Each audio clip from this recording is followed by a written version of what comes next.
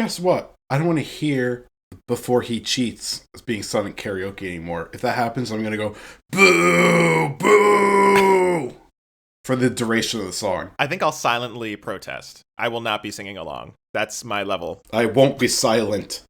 Call Oprah Winfrey because I will not be silenced or silent. The real issues, and that is singing Carrie Underwood at karaoke in 2025. That's exactly right. Let's ban it now.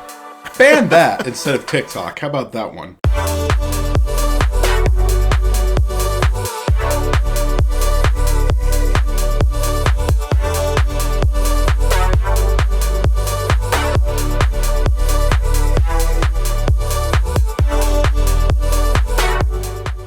No, I don't think I will. Justin. Hello, boys. Can't hug or touch. Just keep washing the hands and keep going. Corona. Geoff. And welcome to Bants. Geoff, happy Wednesday. It's hump day. Justin, this is... I feel like I got humped through a hedge backwards is what I feel like today. That's the kind of hump day I'm having. I don't know about you. Well, mine wasn't the greatest either, but, I would say that's fine because we're now more than halfway through the week, and that means we're very close to a long weekend. And I don't know what's happening on your calendar on January 20th, but for me, I get the day off for MLK Day and nothing else. There's nothing else happening that day. Oh my God. Yes. Yes, of course, nothing else is happening that day. I actually compartmentalized it in my brain. So I was just I'm what am I missing here? I can't believe it. I just can't believe it. MLK rolling in his grave. Oh my God, I can't even imagine. I can't. You know what? While that's happening on Monday, and while the wildfires in LA are still raging, and we are still thinking of all the first responders and those who are suffering losses of all types in the greater LA area, there is some good news. It seems like, at least for now, we've reached a moment of peace, a ceasefire in Gaza. Right. Earlier today, just hours ago, we got news of a ceasefire in Gaza, which is unqualified great news, I think. Yeah, I think so. So we're happy to hear that too. We got to go back to Monday. What about Monday? We got to jump forward to Monday since we haven't said it out loud, but the inauguration of one convicted felon is occurring on that day. I shan't say his name. That it is. Where's Madame Morrible when you need her? If ever there was a time for someone to magic a house out of thin air to drop on someone, I think Monday's it. So all you Etsy witches out there, let's see if you can band together and make this happen for me. Please, I beg of thee. It's for the greater good. Listen, I hate to say it, but if witches were real, we would have a much better society than we have today. Yeah, that's what true. I'll say. That's so true. Oh, God. Well, why don't we get into some hot topics regarding Monday's shenanigans. Regarding the shenanigans on Monday, this flop installment of a fucking felon in the highest seat of power in the goddamn world. I don't understand how this is actually happening, but while that's happening, there is one notable absence that we should quickly talk about. You know who it is, Justin? And it is drama. It is drama. This is big drama, for real. Very dramatic. Okay, so for those who may not have already heard, Michelle Obama, the one with the arms, you know the one, right? The one, of course. Yeah. She was not present at Jimmy Carter's services. Right. Which was a bit of a interesting choice because I think that generally past presidents and their spouses show up to presidents' funeral services. Absolutely. And especially given that Jimmy Carter was a Democrat, it would have made sense for Michelle Obama to show up. It's not like Reagan passed and she had ideological differences or something. It felt weird. She stayed in Hawaii while her husband Barack went to the service. Her husband Barack. I almost said her husband Obama, and then I was like, wait. But yes, she did not show up at Jimmy Carter's memorial service. News broke, I believe it was either earlier today or yesterday, that she's allegedly also not showing up to the inauguration, even though her husband is showing up to the inauguration. Justin, the memes today have been so funny. All these different photos of Michelle Obama being like, if I send you this, just know I'm not coming. If I sent you this, just know I don't like the vibe of who all going to be there. So good. I mean, I gotta be honest. Let's say that this is just like the most innocent interpretation of events. And Michelle Obama is just like, you know what? I'm done going to these things. I don't care anymore. Kind of love that for her. I do too. And you know what? It's so interesting. Because I know you don't read the blinds, and I did tell you this off mic yesterday. Mm-hmm. But on mic, on the pod, there have been rumors for a couple of months now in the blind items that Barack and Michelle are headed for divorce. And Geoff, here's my take on that, if that's true. I gotta say, kind of a good look on her. Yeah. You know, I think that this divorcee energy could pull well in a potential, dare I say, campaign. Oh, please. So, I don't know if you've read Becoming or if you've read Barack Obama's book, The Audacity of Hope. Neither. Or, I think he had another memoir. I'm trying to think of the name of it from, like, after his presidency. Anyways, it has been widely documented that Michelle Obama was never interested in being in the White House or being the First Lady. And that, like, she was supporting him doing something that he wanted to do. And so it wouldn't surprise me if this has caused a rift in their relationship, because now they're under the public eye and not really more than they were when they were in the White House, but it really hasn't gone away in the way that I believe she had kind of hoped that it might. I think she kind of hoped they might like kind of fade into the background a little bit, but Barack is still like one of the most important figures in the Democratic Party. Yeah, it's a bit of a statement on the state of the Democratic Party that he's still like the ringleader. Like he hasn't been able to pull a GWB and just kind of be like, I'm out, peace. He's like still like the ringleader of the Democrats. Yeah. Was that a good Obama? I think it was. It was I wasn't trying to do an impression, but it's much better than I could do. Oh, I thought you were doing an impression. I was just doing a voice. Okay. You know I can't do impressions. Justin, do your best George W. Bush accent. I'm not gonna. I will not do that. Just one of these days, you gotta indulge me. You gotta indulge me. Listeners, just believe that anytime I try to do an accent, it comes out Irish. It goes. I don't know why. I don't know why. Irish and Jamaican, like some kind of weird combination in between the two. Yeah. I kind of feel like it could be happening. I kind of feel like they could actually be separated, because for her office to be like, she's on an extended vacation, I was like, this is extremely sus. I'm like, she's either sick or they're like really in a big fight. I think, okay, listen. I'm listening. I'm sat, as the kids say. Barack Obama was the first president to admit that he smoked weed to get high, at least. Clinton famously said, I smoked, but I didn't inhale. Obama was like, yeah, I inhaled. That was the point. He's like the cool dad, right? What are cool dads doing in our year 2025? They're probably divorced already. Oh. Honestly. Yeah. Like, I feel like Barack Obama is the classic father of a millennial. You know what I mean? And I think that this is just like very much following in that footstep. I mean, you and I. Yeah. Children of divorced parents. Yep. Both millennials. Yes. I think that this is just another thing that is going to make Obama feel like my adoptive father.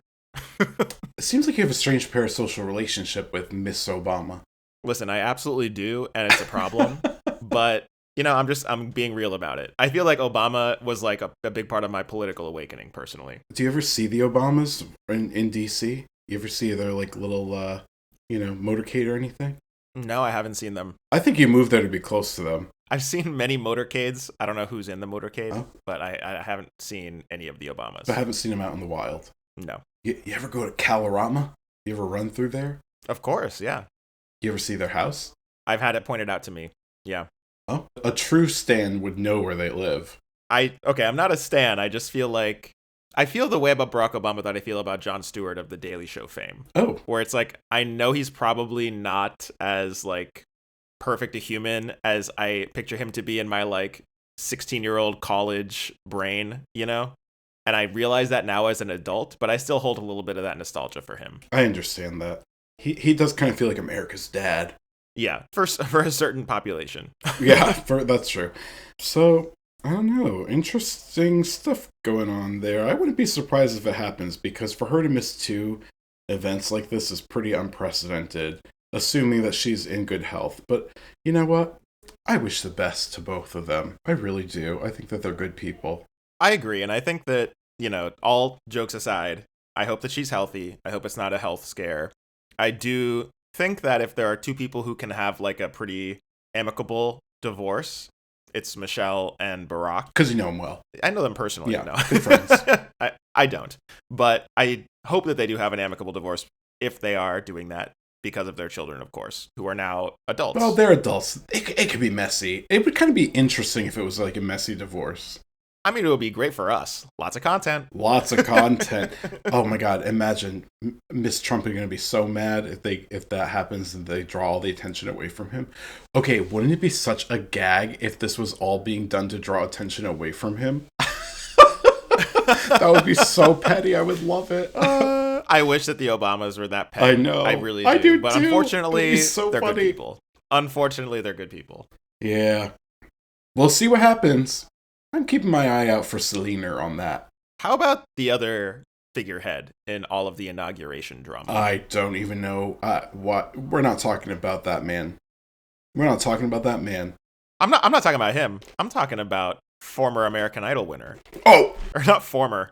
I guess she is still an American Idol winner. She is a former winner. Let me tell you one thing. Lest we not forget my initial thoughts about this lady.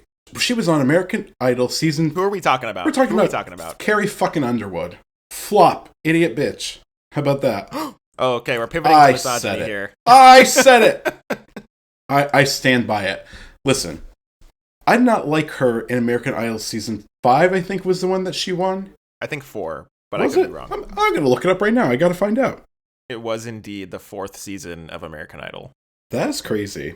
Oh, what about Paula Abdul in American Idol? I mean, rejuvenated her career. Do you think that she was drunk a lot of the time, or maybe on prescription pills or something that were like kind of messing with her like clarity? She was slurring her words a lot. I feel like that was confirmed. Was it? Like, was that not confirmed? I don't feel know. like it must. I feel like I remember hearing that. Interesting. I really don't remember. Okay, I looked into this to confirm, and I found a 2019 story in Entertainment Weekly, which quoted a cover story from the now defunct magazine Ladies' Home Journal, a real magazine. In that cover story, Paula said that for the first time in 12 years, she was not dependent on medication and that she had checked herself into rehab in 2008. Apparently, after being diagnosed with a chronic pain condition, she was medicated with very strong painkillers and muscle relaxants, which, quote, may have led to the impression that she was high at the time when she was on American Idol, unquote. She does, however, in the same story say that she, quote, never shot an American Idol episode under the influence, unquote. Seems a little contradictory to me, but that's what the article says. I'll put the link in the show notes, but let's get back to the show. Okay, but I want to talk about this because there was a couple people on American Idol season 4 who should have won before Carrie Underwood. I knew even as a child when this season was airing. And what was that? That must have been, what, 2003? 2004? I think it was a little bit later than that. Was it? 2005. 2005. Okay. I remember 2 women who I thought could sing Carrie Underwood under the table. And I said, this lady just keeps getting further and further ahead because she's a white, blonde woman. And she's pretty. And those people who should have beat her out, at least, were Von Zell and Nadia. They were both excellent singers. They should have beat her out. And you know what? I would even have preferred Bo Bice. Remember him? Of course. I think Bo Bice, I think he ended up being kind of a bad dude as well. But yes, I remember him. Well, he and Carrie Underwood have something fucking in common from the contestants in that season then. Both flops. Both not good people. Okay, I also knew that Carrie Underwood was a flop because Hilary Duff never wanted anything to do with her, and their like boyfriends both played on the same hockey team, and they were forever seated near each other but never interacted with each other. Isn't that odd? I said, I like Hillary. I like Lizzie McGuire. I don't know about Miss Carrie Underwood. I said, I was already bitter about her winning, and then she goes on and I'm like, she won't interact with my girl Hillary? I don't know anything about Hilary Duff. Let the Rain Fall theme? I mean, I love Hilary Duff's music. I don't know anything about her personal life. Justin, what could you possibly need to know? She's amazing. Lizzie McGuire, Let the Rain Fall Down. A banger. Chase My Dreams. What about With Love? That little jiggity jig she did on the Today Show with like low energy. You know the dance? It was like trending on TikTok last year. I'm not on TikTok. Oh, God. Well, you and everyone else in the world will have that in common pretty soon. Yeah, we got 5 days. I can't. At time of recording, we have 5 days. I think it'll be banned by the time this episode is released. At time of recording, we actually have 3.5 days because the day's almost done and it's the 19th that it expires. Oh, no. Yeah, that's tough. What's up, y'all? Editor Justin here again. I'm sure that you know this by now if you're listening, but between the time of recording and the time of this episode's release, TikTok has been briefly banned, kind of, and then quickly unbanned. So the long-term prospects for the app are still up in the air, but at this point, TikTok is still around. But let's get back to the show. Well, Geoff, let me ask you a question. Oh, yeah. What the fuck are we talking about? Why does Carrie Underwood matter right now? That might be helpful. Okay, so it was announced that Carrie Underwood is performing at the inauguration of the Felon-in-Chief. He who must not be named. What do you think of this, Justin? I don't agree with it. Listen. Let me tell a little bit of a story that may be a bit of foreshadowing for our main topic today. Aha. In the group chat, you sent a link to an article saying that Carrie Underwood was performing at the inauguration. I did. And then a friend of ours, who will not be named, Shan't be named, texted back and was like, "Why are we crucifying Carrie Underwood? I don't care. This is like what half of the American people believe, blah, blah, blah." And it's like, listen, I'm not saying that Carrie Underwood should be burned at the stake, okay? Neither am I. I just am saying, now I don't vibe with her. Not that I was like listening to Carrie Underwood albums in my free time to begin with. No. However, now I'm like, there's that additional ick factor, right? It's the same thing as the J.K. Rowling ick factor, where it's like, now I know that this person is like a bigot. Yeah. And I really don't have to, I'm not saying that disqualifies her from being in society or that other people shouldn't listen to her. It's just like, for me, The vibe is off. now I know for sure that I'm not going to be listening to her, Guess what? I don't want to hear Before He Cheats as being sung at karaoke anymore. If that happens, I'm going to go, boo, boo, for the duration of the song. I think I'll silently protest. I will not be singing along. That's my level. I won't be silent. Call Oprah Winfrey because I will not be silenced or silent. The real issues, and that is singing Carrie Underwood at karaoke in 2025. That's exactly right. Let's ban it now. Ban that instead of TikTok. How about that one? Speaking of TikTok, Geoff. Yeah. Did you hear that we might have a savior of TikTok? Ugh. In the form Ugh. of legendary YouTuber Mr. Beast. By the way, who comes up with that kind of a name for themselves? Beast?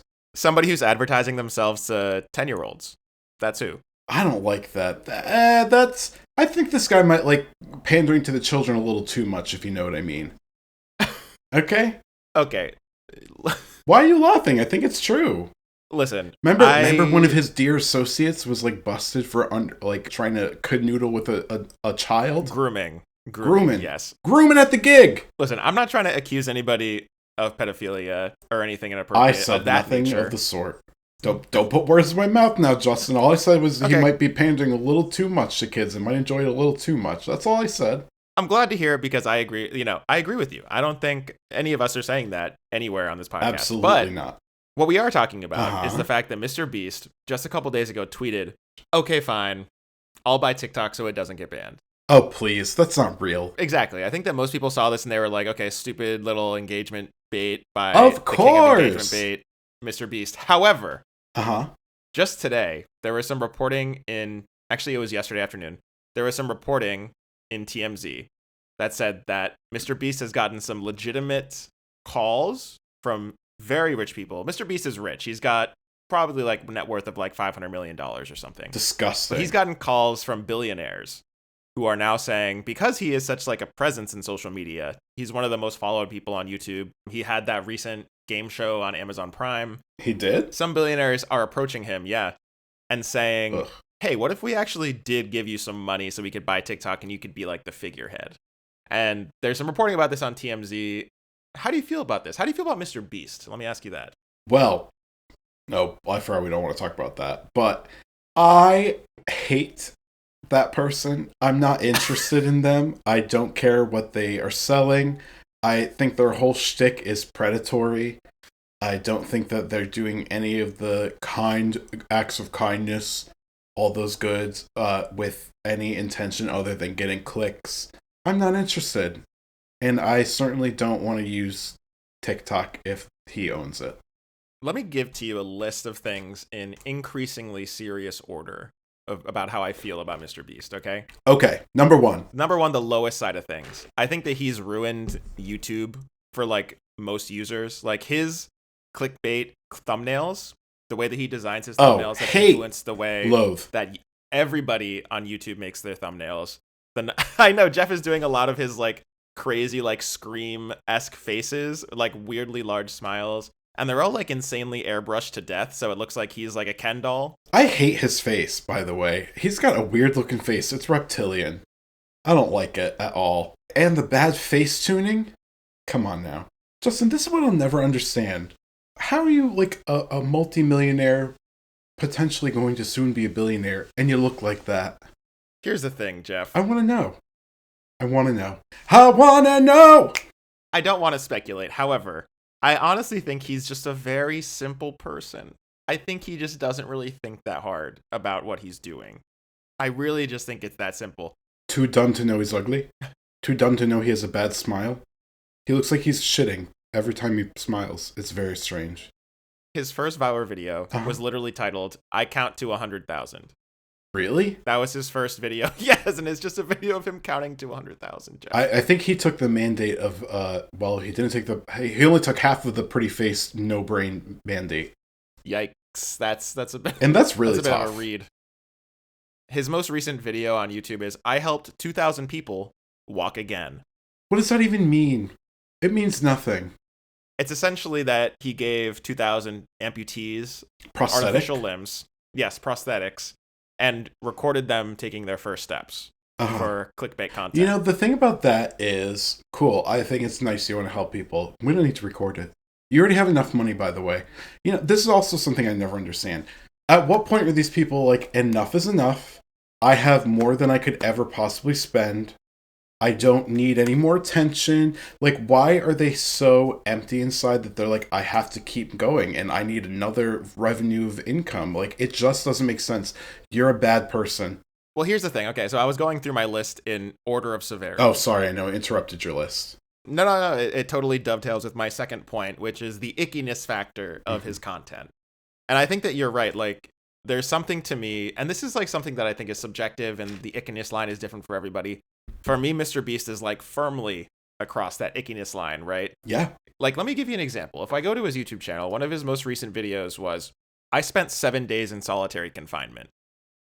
That's the title of it, right? And it's literally just Mr. Beast in solitary confinement. If you watch the video, you might expect, like, you know, it's 2025. Maybe this is like some commentary on how difficult it is to be like in a prison today. Like, maybe this is some commentary on the prison industrial complex. I would never think that. If you know Mr. Beast, you are right to assume that it's not that, and it is not that. Like, there is no thought to this. It's literally just like clickbait content, and occasionally he throws in like, "Oh, I paid for 100,000 people to fix their vision," or something like that. Like, that's the type of shit that he puts out. That crosses an ickiness line to me. Me too. Like, that is icky. So that's like middle tier in terms of severity. And then we go to his most recent Amazon show. Have you heard about this? I not since you really do sound like Jimmy Fallon or no, Jay Leno.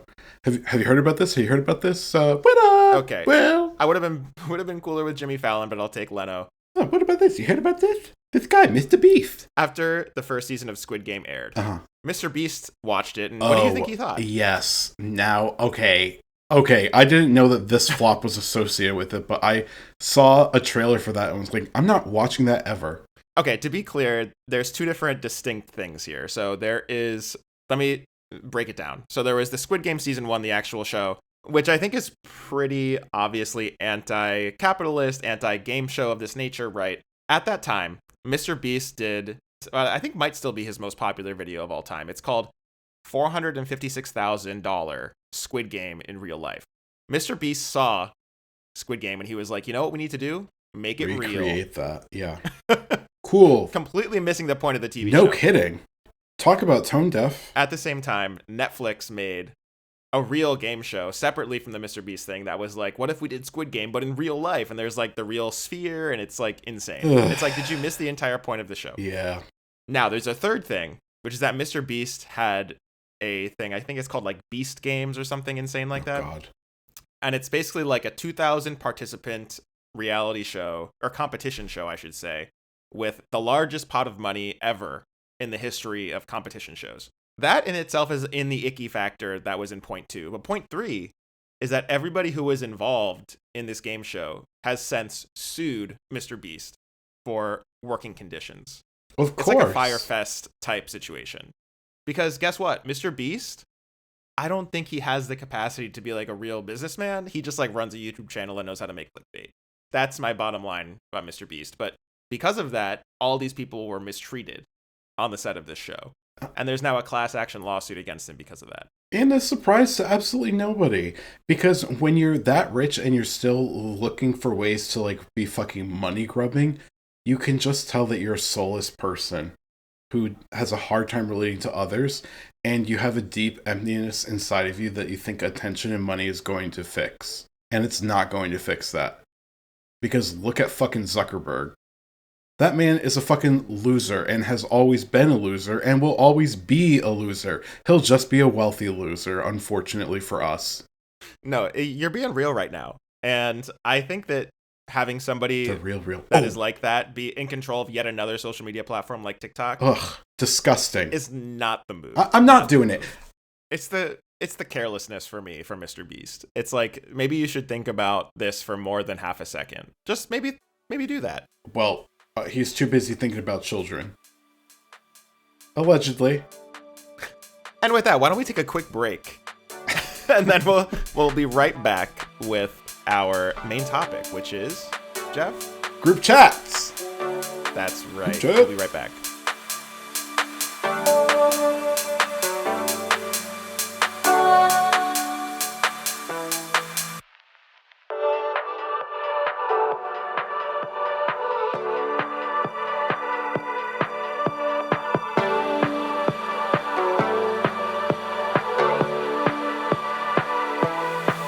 And we're back.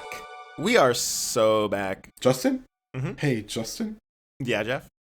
I've got something to Kabrustin. Okay, I Just see what's going on. had to sneak a little Wicked in there. It all comes back to Wicked. I couldn't think quickly enough of something that rhymed with Justin. There's not a lot. All right, well, let's talk about our main topic. That's right. We've been teasing it for a while now. This has been a topic that I've been pitching for a minute. We've been edging you. We've been edging you. You about to nut? It is what I think is like a core like figure in our society today. Group chats. Group chats. When did those even come around? That's what I need to know. Mass text messaging. I would say like it was around the same time as the smartphone era. And also, I think there was a version of group chats that originated in chat rooms, right? Oh my god, chat rooms. Remember that? Yeah. AOL chat rooms. Talking about people getting a little too close to children. Exactly. Those chat rooms were a mess. Remember when AOL shut them down? They're like, no more of this. Yeah, they're like, we really can't be doing this anymore. ASL. Age, sex, Location. language? Location. That is actually way creepier. Right? Yeah, damn. Yeah, damn. That's what Mr. Beast said when they canceled those. Oh, damn, now how will I find him? I know. I'll count to 100,000. Oh, God. Allegedly. Geoff. But the kind of group chats that we're talking about today are, of course, aligned with the smartphone era, which is these group chats that you have with your friends where I feel like they're kind of like the town square in today's society. Would you agree with that? Yeah, I would say so. If they're the town square, who's the town crier? Well, Geoff, I think we'll get into that in a little bit. Oh. But let me ask you a question to start the discussion here. Ask away. How many active group chats are you in right now? 9. You know the number that quick? Yeah. How many about you? So I've got the one with me, you, and the rest of the guards. I've got one with all of my friends from grad school. I've got one with my friends from UConn. That's interesting. I didn't you could do a group chat between 2 people. Which one are you talking about? Your friends from grad school. Oh, I see. You were just trying to do a little burn there. Point for me. Okay, so my friends from undergrad, I think those are like the main 3, although I have like a... Loser! Uh-oh! Ooga, loser alert! Of lesser... Well, actually, you know what? I am actually a member of a group chat. Actually, you know what? I have a group chat on WhatsApp with my actually, friends I have more friends than that. Don't worry, I have more. No, you know what it is that I am not active in those chats, but the other people in the chats are very active. Oh, so okay. like I am a part of a group chat with my work group. I'm also a part of a group chat with a running group that's mostly Brandy's running friends, but I'm also in it. And those are, I think, the main ones. So I think that's like 4 or 5. You know, I'm so glad we spent 2 minutes while you listed out all of your group chats that half of them I don't think exist. Point for me. No, I ask because I feel like there has been a little bit of discourse about group chat domination and how they've dominated our lives. There's too many of them. How do you feel about that? I like group chats because you can quickly talk to a bunch of people at once instead of individual things. Individual messages, people you talk about a lot, it's likely that they also talk to each other. So it's like, let's flush this all out all together. So would you say that you're like a major participant in the group chats that you're a part of? Oh, yeah, you know that I am.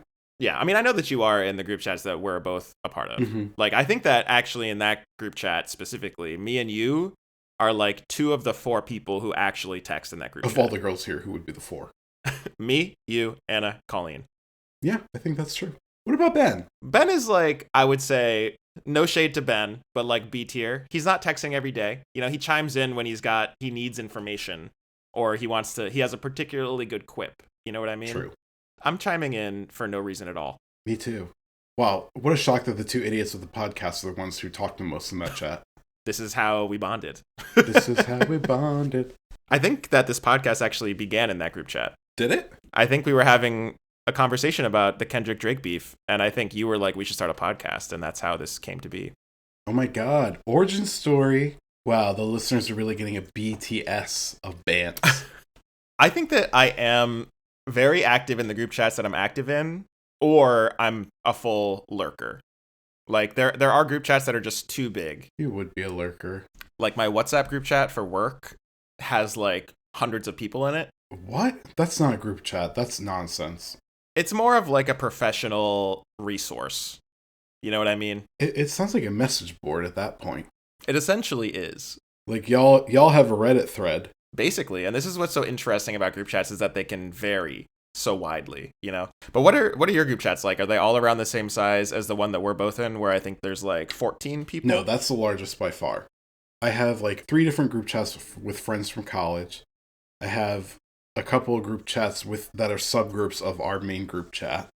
I have a family group chat, and I have a work group chat. Oh, you got subgroup chats. Oh, wait, bleep that all out. Never mind, ignore it. Yes, so I've got a lot. Going on.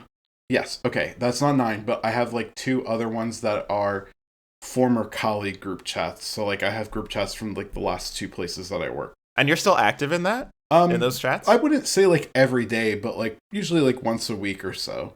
That's nice. Yeah, it's cute, you know. And then what about the Instagram chats of it all? Those like little Insta chats, you know? We'll get into that. Okay. We will. Well, actually, let's get into that. Let's get Geoff, into it. Let me ask you a question that I think might lead into this. Okay. But what do you think defines a good group chat versus a bad group chat? A good group chat is full of people who are funny. People who make it all, you know? My family group chat, very funny. My family is very funny, I must say. That's great. I feel like my family group chat is very much that's like... interesting. I didn't hear you agree. I don't know your family well enough to judge. I know that you're funny. Oh, okay, well, point for me, I guess. Felt a little forced. I didn't have to be... I was hoping that was enough of fishing a for these compliment there. Okay. Okay. Yeah, my family group chats, I feel like I have like 4 of them, and none of them are titled because some of us have like green bubbles, some of them have blue bubbles. They gotta go. Like my dad always forgets to put somebody into the group chat, so it's like there's like 5 different ones with individuals in them. I need for Android and Apple to handshake and like get the group chat compatibility down because I can't deal with it. It's crazy.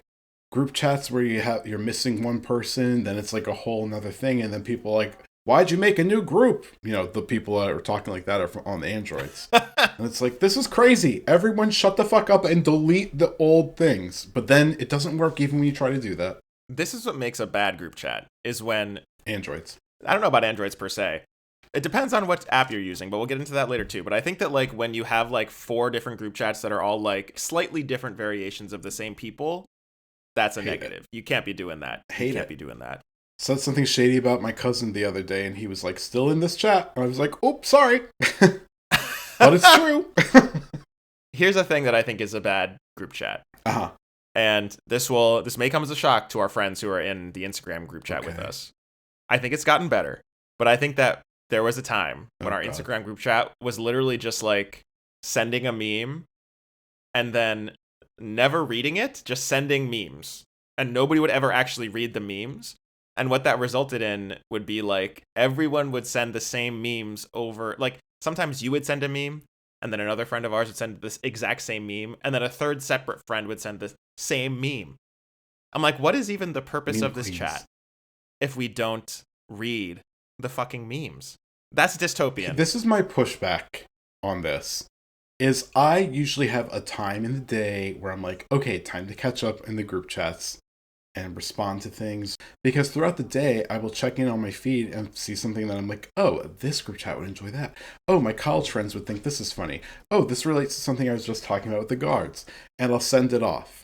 But I'm not going in every time I send something to be like, oh my god, someone already sent this, I gotta check and read and catch up. Like, I do that later. Like, right now I'm scrolling through things and being like, lol, I'm sending that to them, lol, they'll appreciate this, lmao, I'm dead, you know. But here's the thing. You're taking time, instead of looking at the little red badge that says you have notifications in your little messages. I don't want to do that. And instead of looking at that, you're still spending probably more time It's not any more time than it would take to check the notifications, to scroll through. That's not how that works. You are. That's not how that works.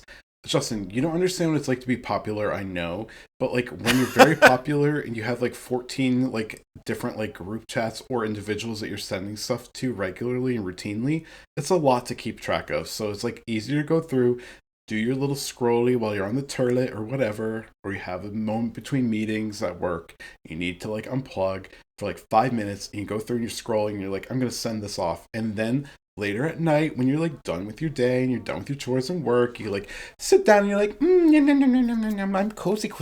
Now I'm going to open up my phone and read through the messages. And then you see it, and then you usually will be like, are you fucking kidding me? So-and-so sent this 2 hours ago. You literally sent this yesterday. Okay, how about the times where a certain friend of ours, who will remain unnamed, sent the exact same meme twice in a row? The same meme. How about that? You know what? How about that, Geoff? How about that? That is pretty funny. I kind of love how tone deaf she is sometimes. It really makes me laugh. It makes... Okay, here's my opinion about this. Not tone deaf, oblivious. It's a problem with content-rich messaging apps like Instagram, whereas like iMessage, for example, there's no content to share there, right? You're just texting with each other. That is the content. Oh, you know I'm sending those GIFs, though. Right, but I've been like on that flow for years, and guess what? It ain't stopping. But if you open the app, you at the message to send the GIF, you see the GIF that other people sent, right? Yeah. It's different than Instagram, where it's like a content-focused thing. That's my issue with the Instagram Messenger, is that it's like only cares about generating engagement with content. And I think that's why this happens. So you just like this on a philosophical level? I do, because I think it's literally just like this group chat only exists to give Instagram more engagement, basically. Yeah, pretty much. And I'm like, do I need to be sending memes to this? Probably not. Are you enjoying the memes, Justin? Honestly, especially when they're the same memes, not as much as I'm enjoying my iMessage group chat, which is why I think that is a good group chat, because we have like genuine engagement with each other on a level that's not just like... Not brain rot. Yeah, it's not brain rot. I will say it's gotten a lot better on the Instagram chat. We get a lot more reacts to people's memes. Like people will do like a heart or a laughing emoji at a meme, which I'm like, this is at least we're interacting with each other. There was a period where it was literally just like meme. No reacts, no like text at all. Just memes. So you hated that? I hated that. Too brain rot. No good. I mean, I still felt the FOMO and needed to read every single meme. So that's a problem FOMO, that I have. No more. FOMO. No more. FOMO. No more. FOMO. Remember that from Broad City? I do. No more. We love Broad FOMO. City. No more. FOMO. I love Broad City. I miss that show. I miss it. I do. A different time. You know what else I miss? I miss girls. Damn. Girl. That's a little bit more of a hot take. It's so confusing sometimes to be a girl. If that song existed back then, that would absolutely have been like their closing song or something, you know? Oh yeah, last song, closing credits. Like girls dancing. Oh, that would have been a great song for the... I mean, Robin's Dancing on My Own was excellent, but that could have been really good too. If I had been the music director of that show and that song existed, I would have been like, no, Girls So Confusing beats out Dancing on My Own for this one. Don't you agree? I don't know. I feel like Oh. Dancing on My Own is a little bit. Well, we'll see. We'll see in a few years how Girl So Confusing holds up. I think that it's hard to beat Dancing on My Own. That's like an all-timer. I mean, it's amazing. It's an amazing song. It's one of my favorite songs. I love Robin. I'm a Robin stan. It is known. But I feel like thematically, Girl So Confusing is perfect for that show. Well, yeah. And the ending of the show, because the ending of that show was so unsettling and real and raw. You know, it's like these people who like really were each other's everything for a period of time are now kind of going off and like without any real closure in many ways, you know? And that's very confusing. You know what it is? This is a great way to dovetail into my next question about group chats, which is that... Always trying to keep me on task, this one. Teacher says, pay attention. Trying my best. I think that group chats have like maybe unintentionally affected the way that we are in relationships. Right? Ooh, like I think that something that before this podcast, at least, I think that like our most frequent mode of communication was in that group chat, like in that community forum with like 13 other people. Who, you and me? Yeah. Like I think my most often connection with you was through that group chat. True. Which I think is very different than the way that it must have been before smartphones. And I think it is made really tricky when you have a group of friends where some people are more, you know, active in the group chat and other people are less active in a group chat, you know? You think it's tricky? What's tricky about it? It's tricky. Just that, like, what inevitably happens is that you know a lot more about the people who are more active. And it feels like you don't know as much about the people who are less active. Unless you, like, make an effort to reach out outside of the group chat to communicate with them. True.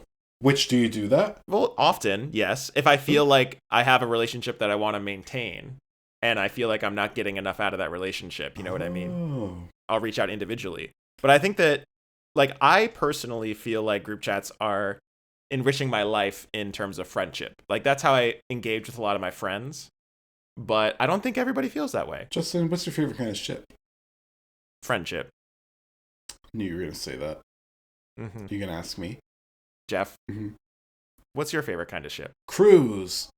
Next question. How do you feel about this, like, dynamic where, like, do you reach out individually to people? Yeah.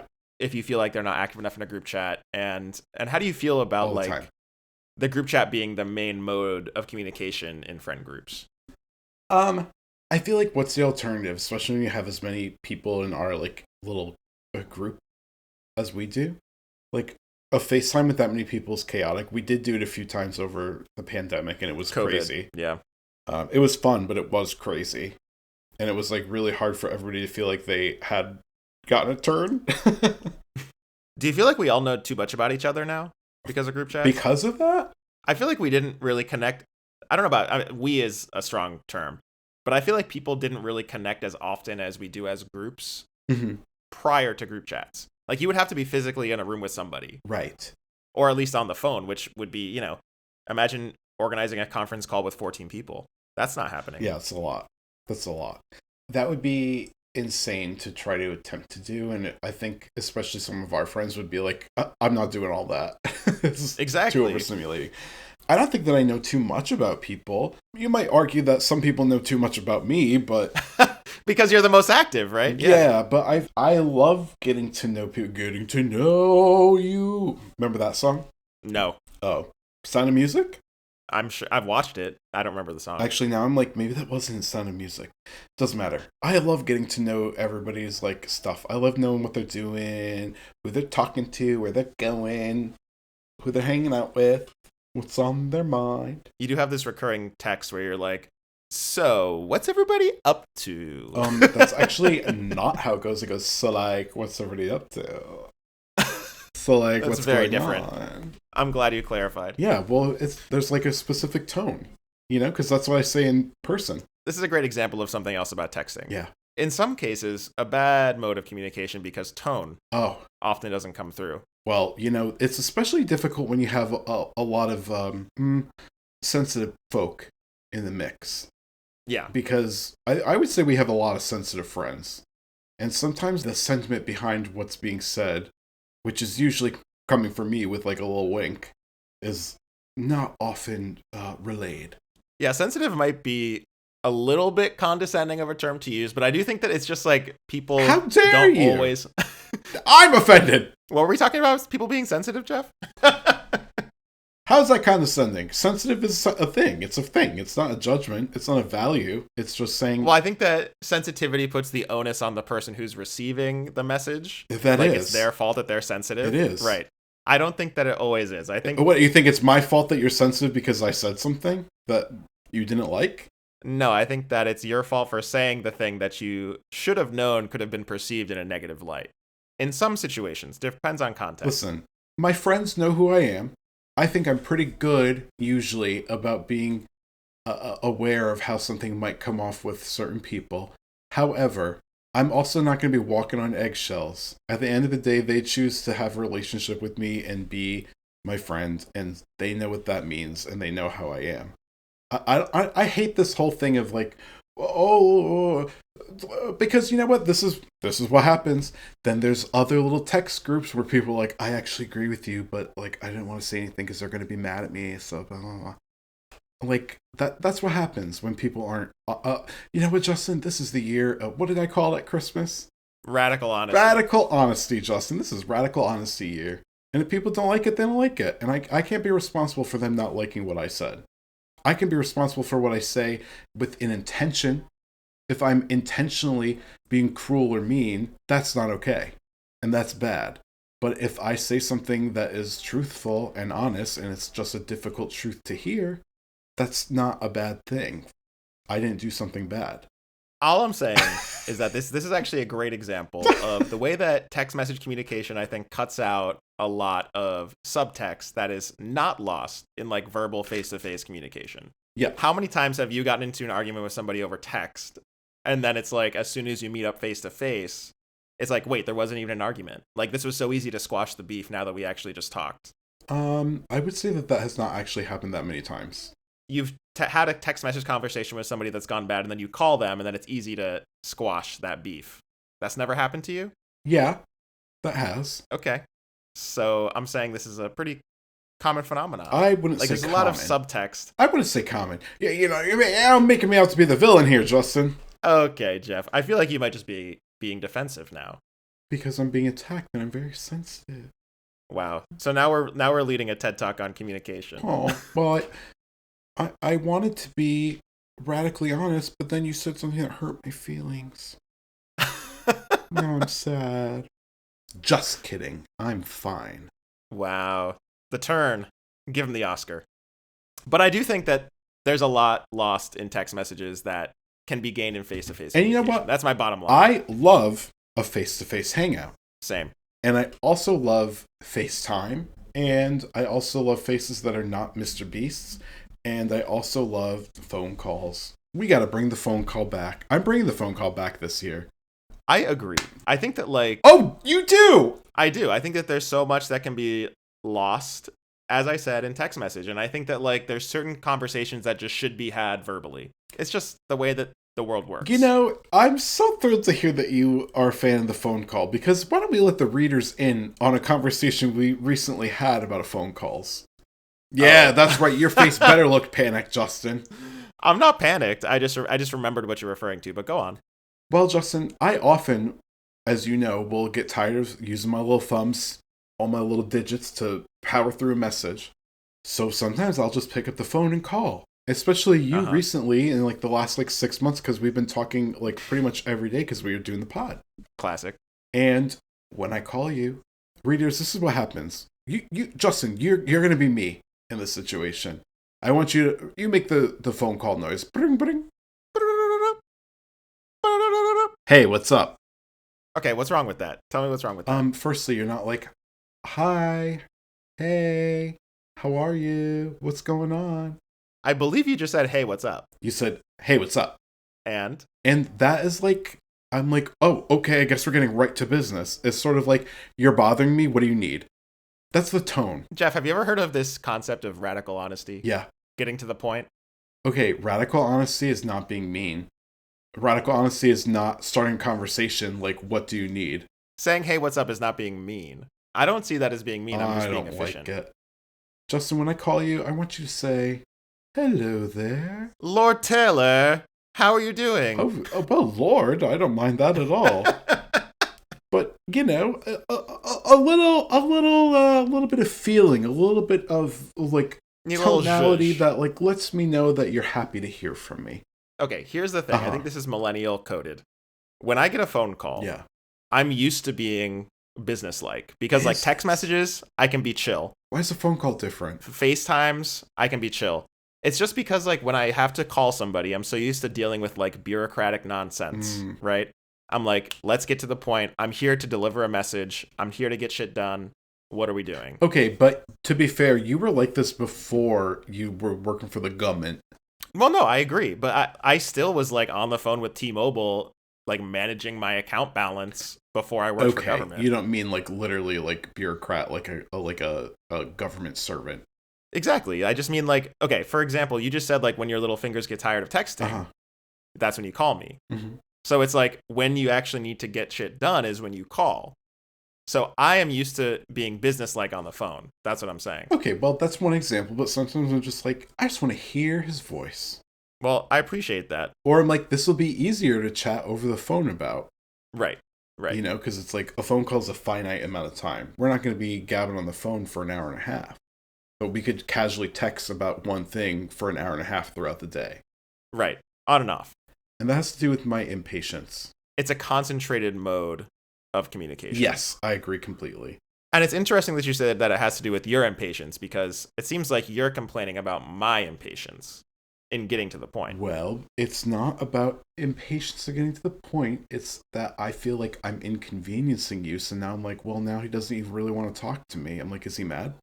I don't want to, compare you to others because there is only one you. But if I call Brandy, she's like, darling, hello. Same for Hannah. Anna and you are in the same camp of like, what do you need? But everyone else is like, happy to hear from me. Maybe you and Anna just don't actually like me. Maybe that's what this all boils down to. You know what I think it is not that I don't like you, because I do like you. That's why we do a podcast together, right? But I think that usually when you call me, we've already been communicating in some way that day, right? Like you and I, like Brandy, for example, is a group chat lurker.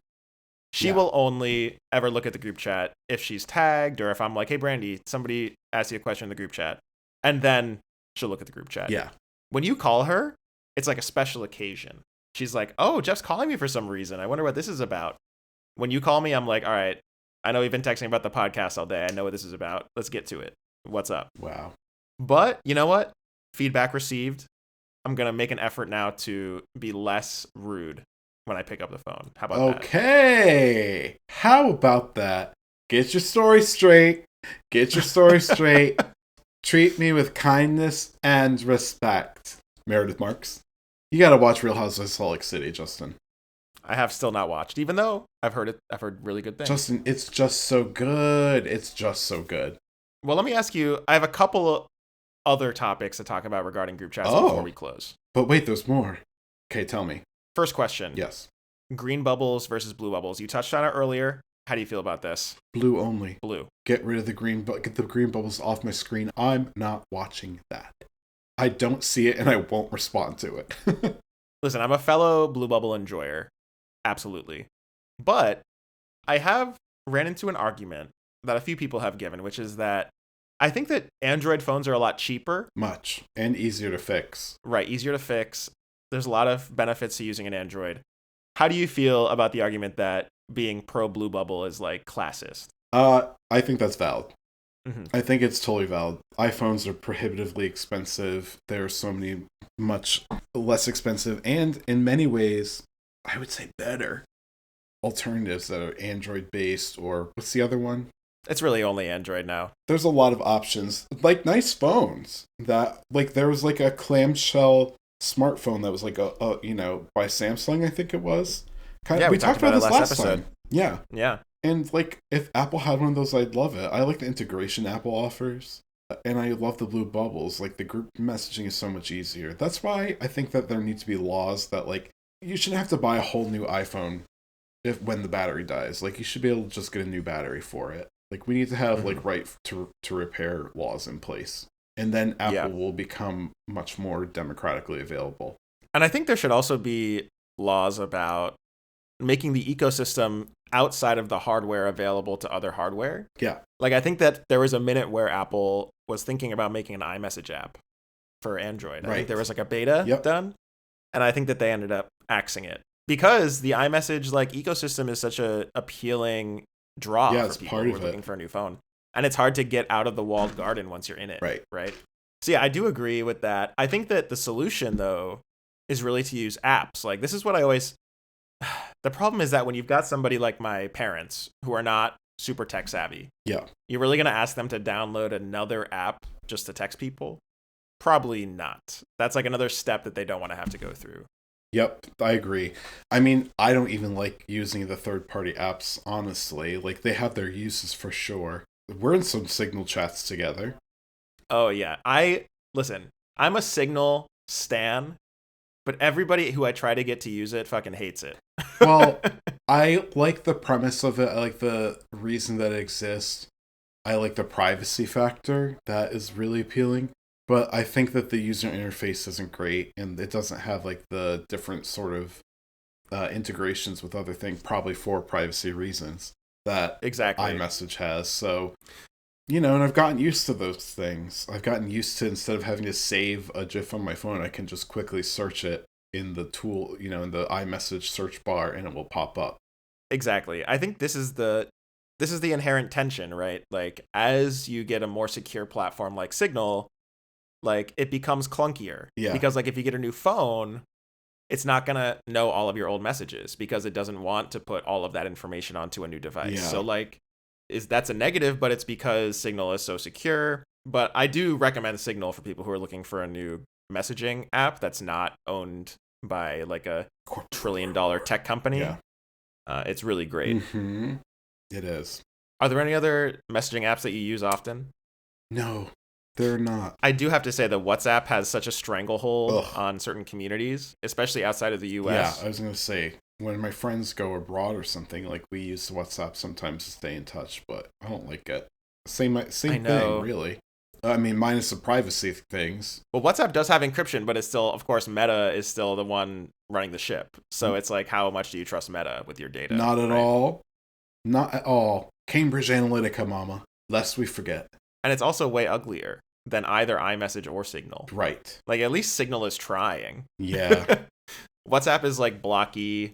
Like, you have those weird backgrounds, Oogle, It's just tough. oogle. And for the gamers out there, what about Discord?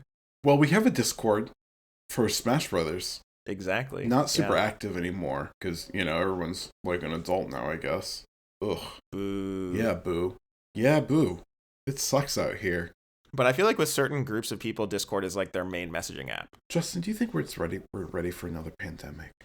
I'm not going to say that. What I'll say is I'm ready for another opportunity to be stuck in my home without the ability to work for multiple months. How about that? That's almost where worse. Nobody dies. Where no one dies. Or is maimed or seriously injured? Exactly. Okay. Yeah. Yeah.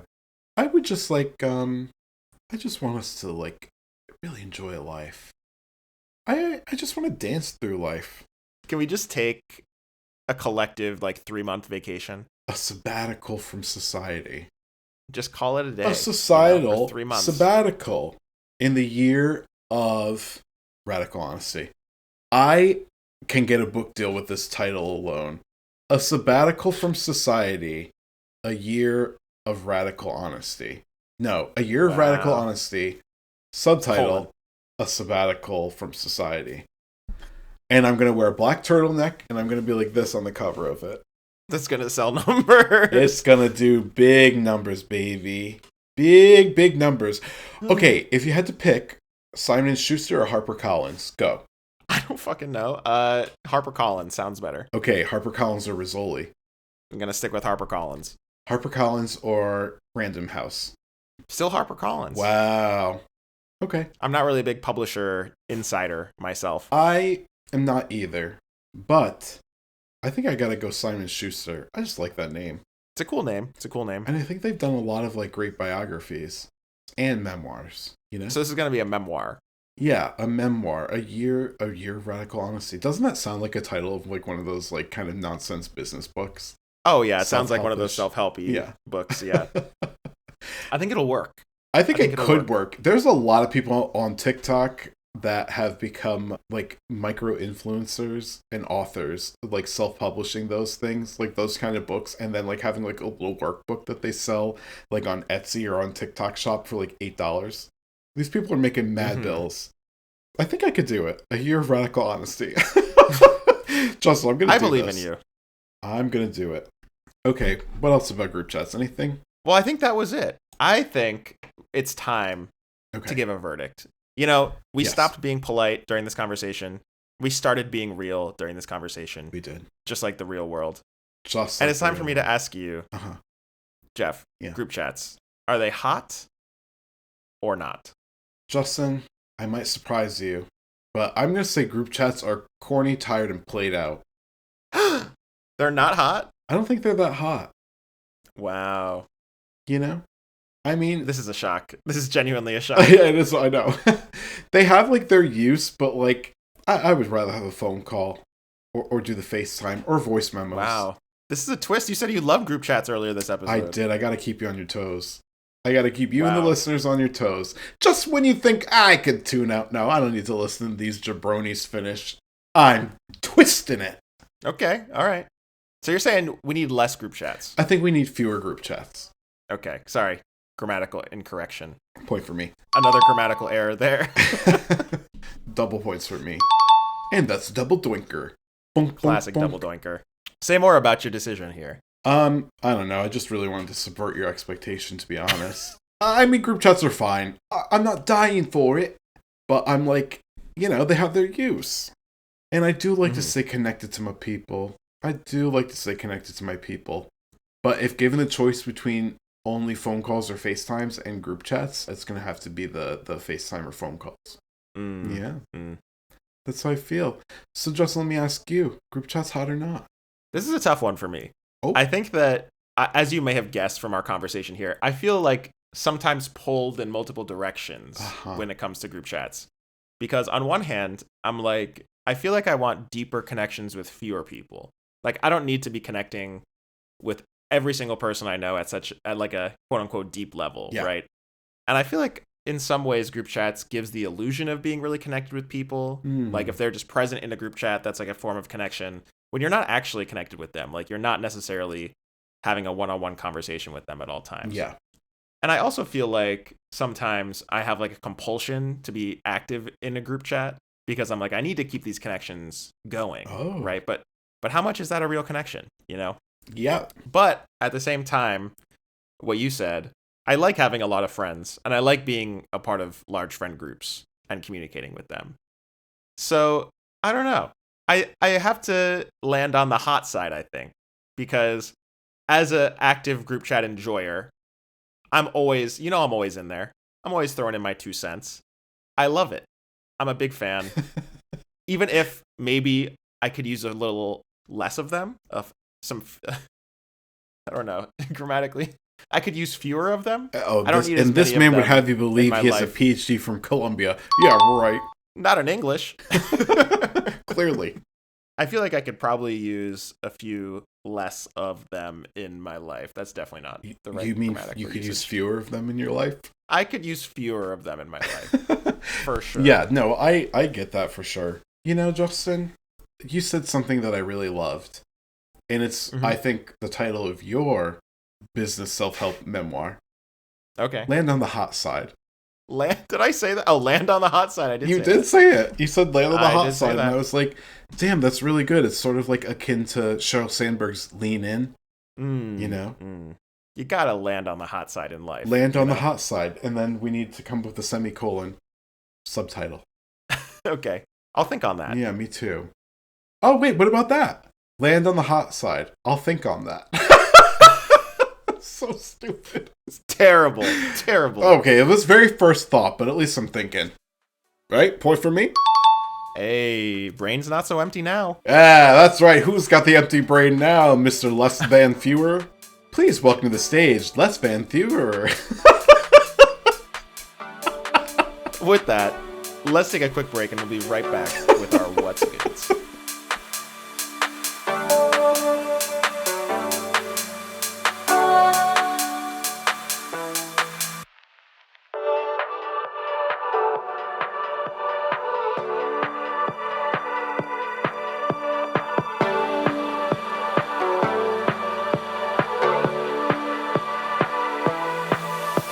And we're back. And it's that time of the episode, Justin. It is. We've reached the end. We talked about quite a few things. We had a wide-ranging conversation. We talked about group chats. We talked about the inauguration and Mo Obama's mysterious disappearance from the limelight. And we talked about notorious FLOP Carrie Underwood and even more notorious FLOP to file Mr. Beast. Allegedly. All alleged. All alleged. And now, Justin, it's time for you to not flop, but to tell us what's good this week. Well, Geoff, Brandy and I have been watching a fantastic new television show. It's on Netflix, which may surprise you. That does surprise me. And it's starring one of our favorite actors. Ooh, tell me. Carrie Russell. Woo! Hooray! I think that you and I both share a love for The Americans, which is like one of the most underrated shows of the last 10 years. It's like deeply underrated. Such an incredible show. Margot Martindale. Yes. Margot. Incredible in that show. Fucking Martindale.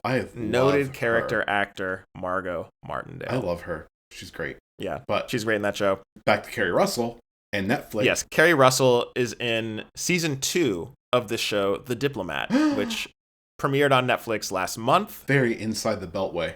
It is. I mean, I watched season 1 with Brandy before we lived in DC. Actually, no.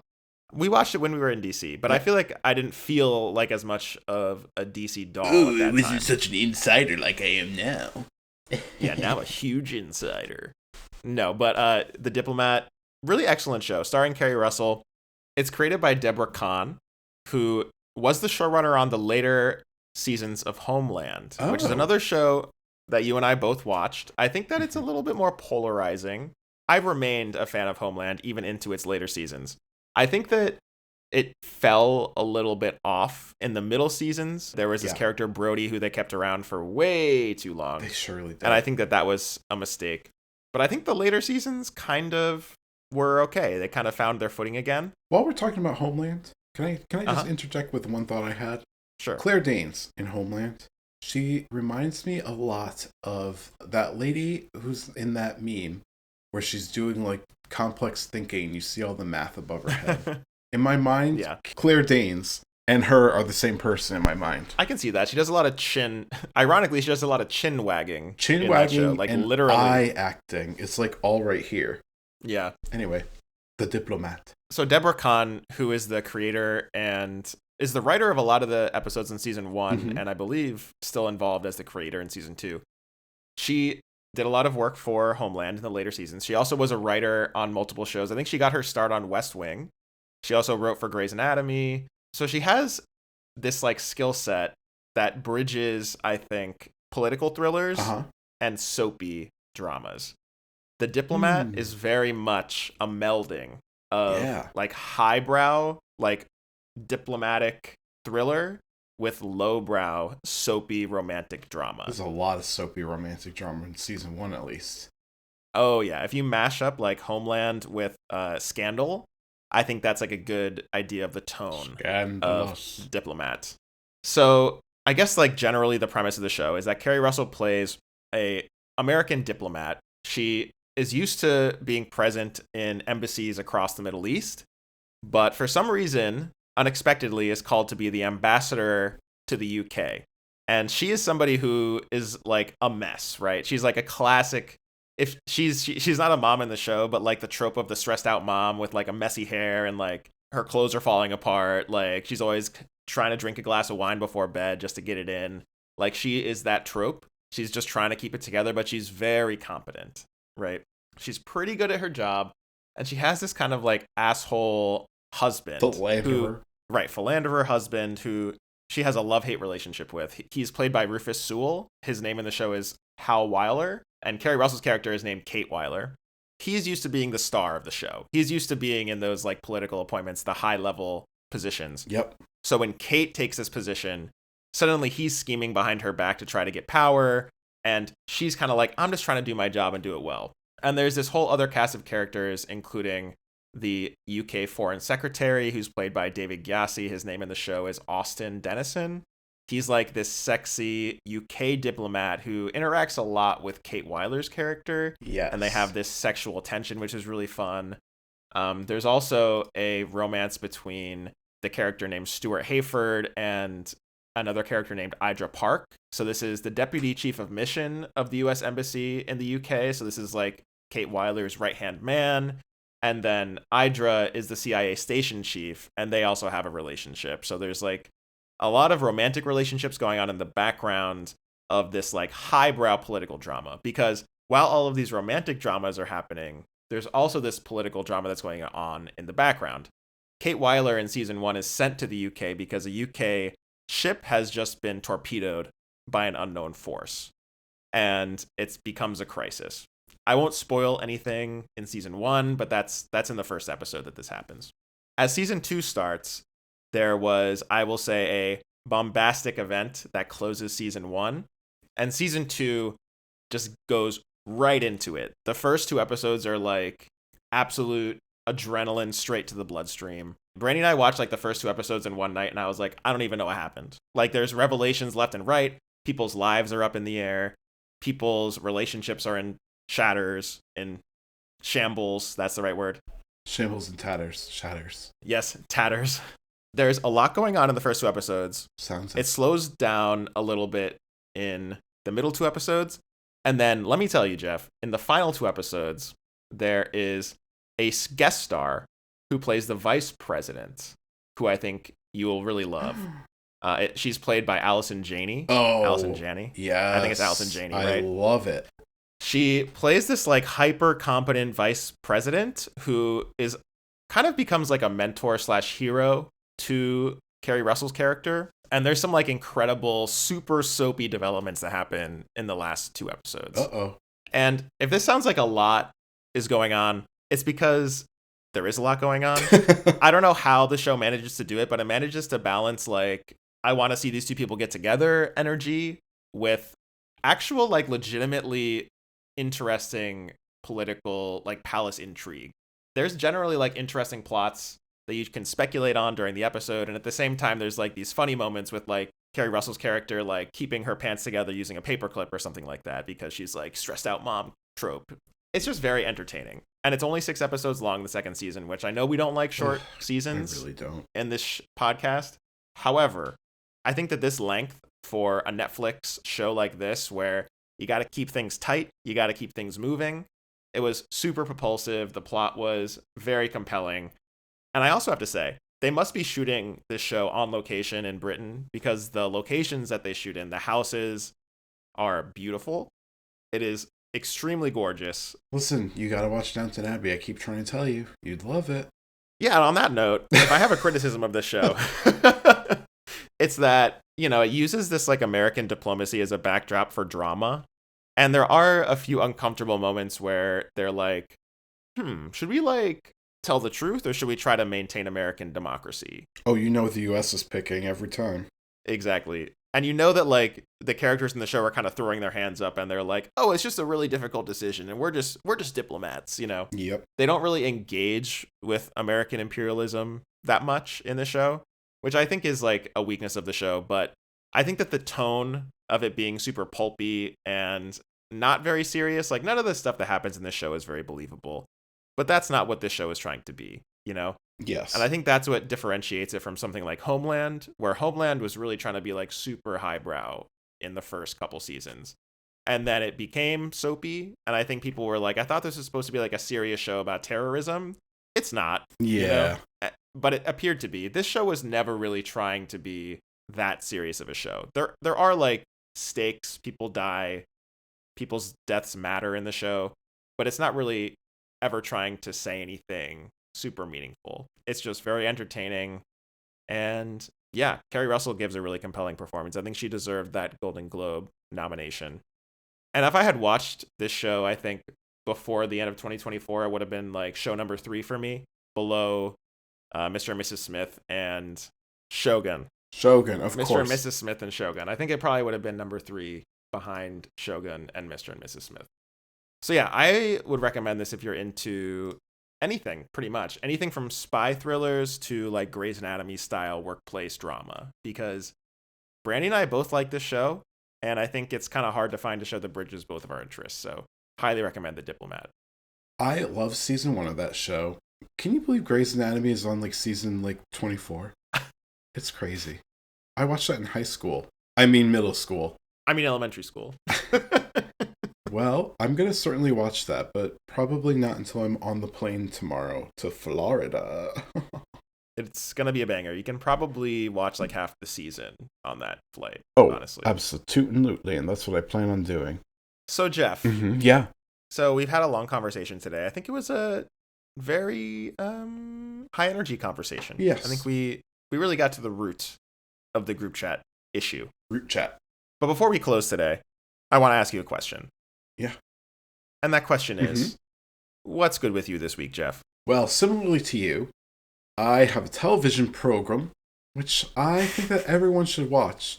Dissimilarly, it is not a recent drop. This is a show that came out, well, many years ago and has already ended its run. It started on the television channel FX, one of my favorite cable channels. They have great shows on that, great programs, great stories. The show began in 2007 and ran until 2012 when I graduated high school. And this is a little show called Damages. Okay. This is the Glenn Close connection here, isn't it? This is the Glenn Close connection, baby. Glenn Close plays a extremely high-powered and accomplished New York City attorney who maybe doesn't always play by the rules. But not it doesn't play into that trope of not playing by the rules in like a campy way. Like, oh, that's a gritty show about how sometimes guys just gotta be dudes to get stuff done. Glenn Close doesn't play by the rules. Exactly what it is not like. This is a wonderfully written drama with an incredibly talented cast that was shot very cinematically. You'll remember, of course, that 2007 was sort of like the peak at the golden age of television. And I gotta say, Damages, one of the most underrated and underwatched television shows. So underwatched, in fact, that I think it was always designed to be a 5-season long show, but it was so underwatched that in the 4th season, it was canceled by FX, and DirecTV had to pick it up. Wow. Satellite TV in 2012, Justin, can you believe? They picked it up to air the final season of the show. I want to talk about the cast because this cast is just simply incredible, and many of them had great careers up until that time, and many of them are now, I would say, legends in Hollywood. In part, I think, to their incredible performances in this wonderful show. Of course, I mentioned Glenn Close, who plays Patty Hughes, and is a star of the show, and co-star, your friend of mine, Rose Byrne. I love Rose. Underrated. Highly underrated. Giving a flawless American accent to the point that I had no idea she was Australian until years later when I saw her doing like a behind-the-scenes interview for Bridesmaids. Rose Byrne is really a wonderful actor. Good in everything. Yeah. Okay, I have several other people that I want to name who you will recognize. Tate Donovan, excellent character actor. And star of The OC, which we talked about a few episodes ago. And you love. Which I love. Ted Danson, star of so many great shows. I mean, an icon. He really is. Curb Your Enthusiasm. The Good Place. Cheers. Cheers? Fucking cheers? Ever heard of it? Ever heard of it? Then there's some other actors that are great too. Michael Nouri, who's played pretty much every bad guy in any movie ever. Deborah Monk. Chris Messina, who's great. What was that show that we watched that he was in? I can't remember. We'll think of it, I'm sure. Put it in the notes. Timothy Olyphant. Hot.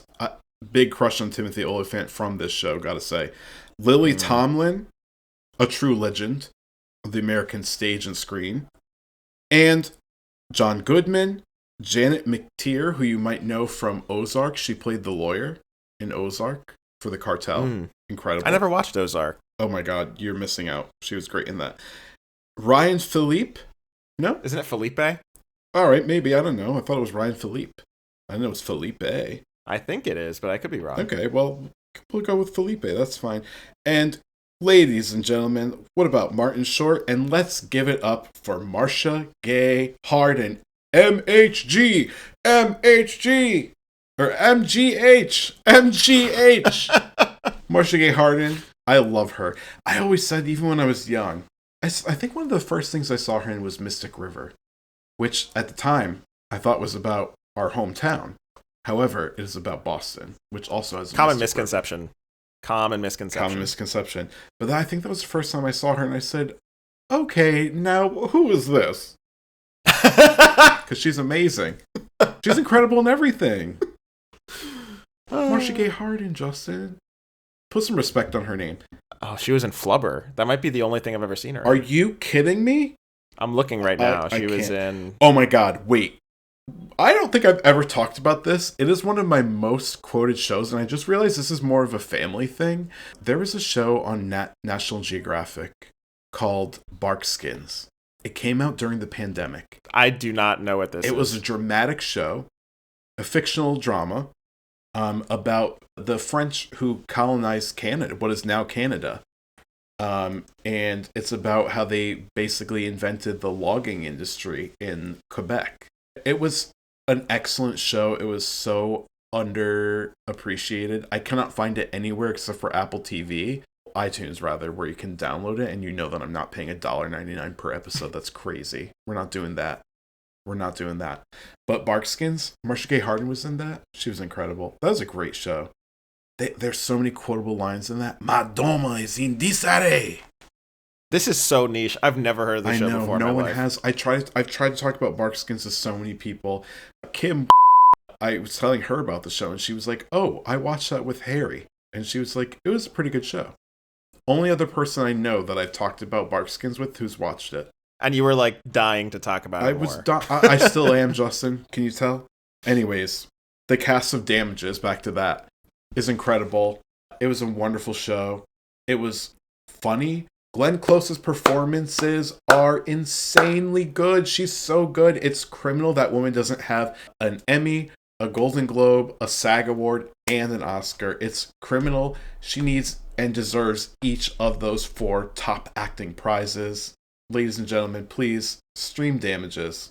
Like, I feel like our friend group went through a Damages phase. When we were lifeguarding. Around the time that we were lifeguards, yeah. Because Anna and I were obsessed with it. Yes, you guys talked about it all the time. Patty Hughes I think sunglasses. I watched, I think I got through, the first 2-ish seasons of it, and then didn't continue for whatever reason.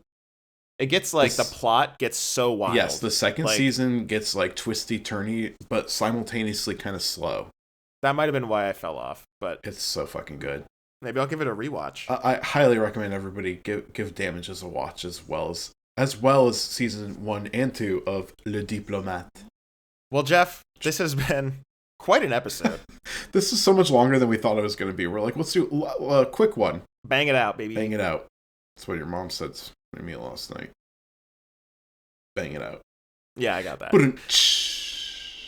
The crowds are going wild right now. Insert that noise of all the kids cheering. You got to remember that I'm the editor here. I know, but I get to say too. And with that, Geoff, it's been a great episode. Yeah, it has. And you put in all of my great edits. Thank you so much. I appreciate it in advance. And listeners, we appreciate you. If you're enjoying this pod, please don't forget to rate, comment, and subscribe. Yes, subscribe. That way, every time a new episode drops, you get that sweet, sweet notification on your phone when you wake up on Wednesday morning. And in fact, we have a testimonial from Emmy Award-winning actress Kathleen Turner. Kathleen? Well, hello, it's me, Kathleen Turner. I just want to let you know that Bants is absolutely one of my favorite podcasts. I listen to it every Wednesday morning when it comes out.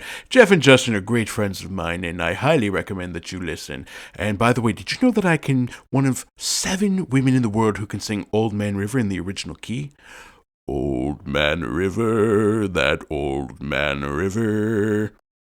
Wow, Kathleen, thank you so much for taking the time to make that wonderful, wonderful testimonial. I can't believe we got her. I know. What a get. We're really growing and blowing up. And Kathleen, as our thanks, Justin and I are happy to give you first edition signed prints of each of our memoirs, which we have titled on this show. Yeah, we just titled them, so look forward to that. Look forward to that. And we look forward to you listening to us next week on our next episode of Bants. That's right. Bye. This has been Bants with Geoff and Justin.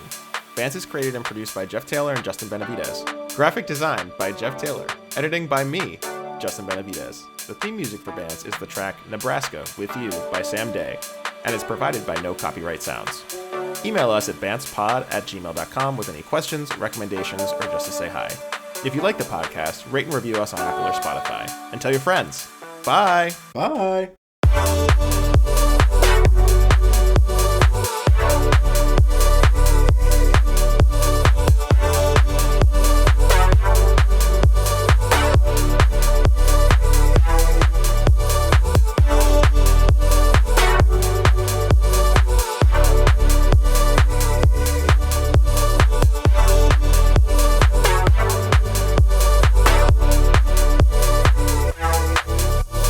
Just let me ask you.